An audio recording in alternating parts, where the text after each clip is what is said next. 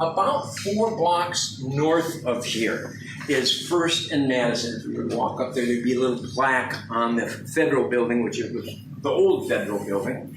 And we're big on plaques here. It's a site of the Seattle fire, started June 6th, 1889. A young man is going to work that day. His name is Jan Bach, and he's to watch a pot of glue as he's an apprentice in this wood shop. They're going to make some cabinets and other things like that.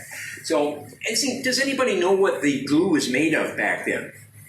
Horse, yes. Horse hooves, hides. It was a disgusting process called rendering. Stunk to high heaven. Must have smelled like Tacoma, right? So you got this brick of glue after that, semi-hard glue, but very greasy glue, and you'd need to put that in a metal pot over an open flame. They did that day inside the wood shop, not very bright. Well, it starts bubbling up. Jan is distractible. He walks off. He leaves his job, and that greasy glue starts boiling, and it boils over, gets into the flames. It starts a grease fire. What don't you do with a grease fire? Water. What does Jan do when he comes back? Water. Oh my gosh, there's a fire. I'll put it out. He grabs that bucket of water, throws it on the grease fire, spreads flaming grease all over the wood shop. Over the next 12 hours, it gets completely out of control. They're not paying attention to it at first because it's inside this wood shop, but upstairs was the paint shop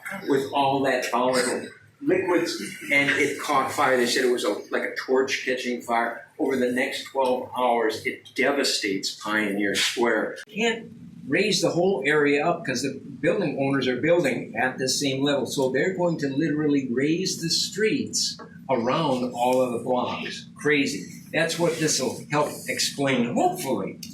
This is where we're standing at the beach level, the original tide flat level of Seattle, the ground level of Seattle. Business owners are building buildings right at that ground level. Across the street, another building going up right at ground level. The city builds walls around every block. In this instance, you've got a one-story wall going all the way around this block, totally encircles that block. On this block, same thing. You've got a one-story wall going all the way around this block, totally encircling this block. The wall behind me is encircling the corn building complex here. That's right behind us.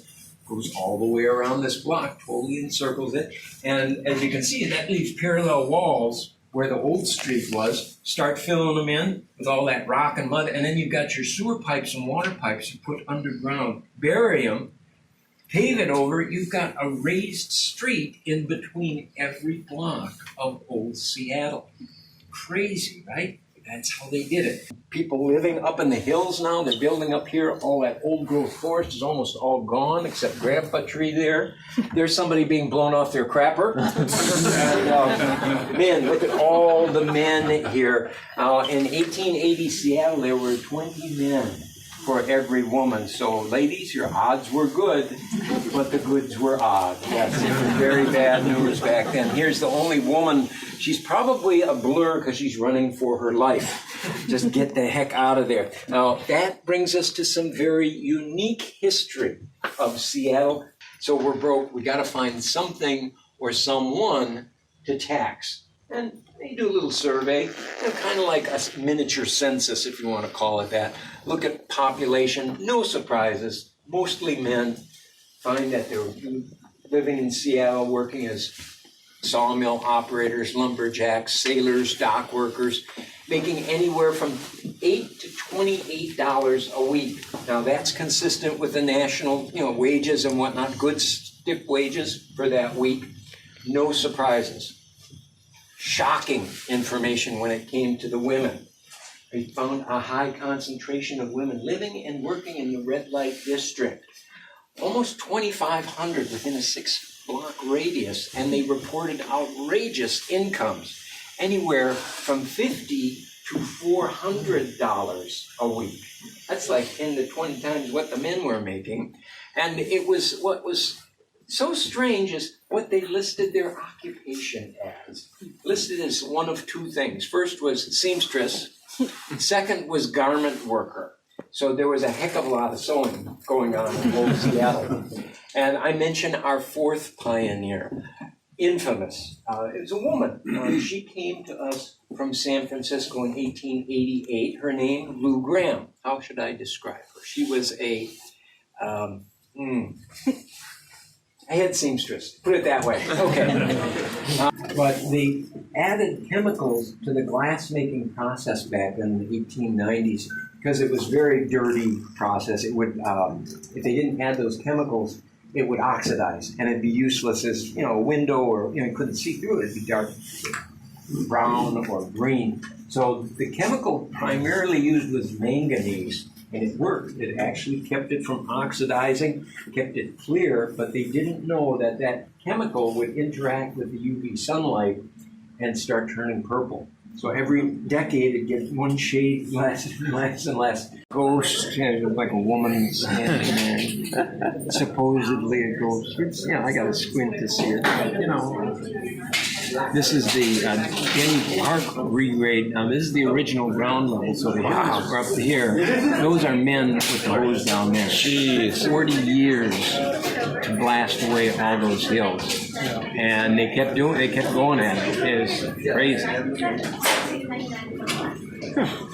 And they completed that during the 30s, during the Depression. So there it sat, nobody built anything on it for years.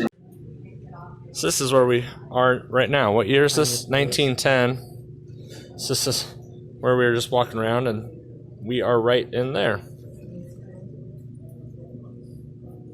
And so this was the, red light district back in the day. And of course, so what they were saying was, we were walking underneath the sidewalks, is what this underground is. There's a first floor under all of these buildings. And the city came through and built walls right along where the sidewalks are. And they cut down this hill back here with sluicing and filled it in and made the hill shorter and pushed all that dirt down into there. And then for the longest time, they didn't have sidewalks. And so they had ladders that you would climb up, walk across the street, and climb down another ladder, and so you could kind of walk in between because these sidewalks didn't exist. Well, people were walking, and like 19 people died. Drunk men or whatever fell off and died. So yeah, that's pretty interesting.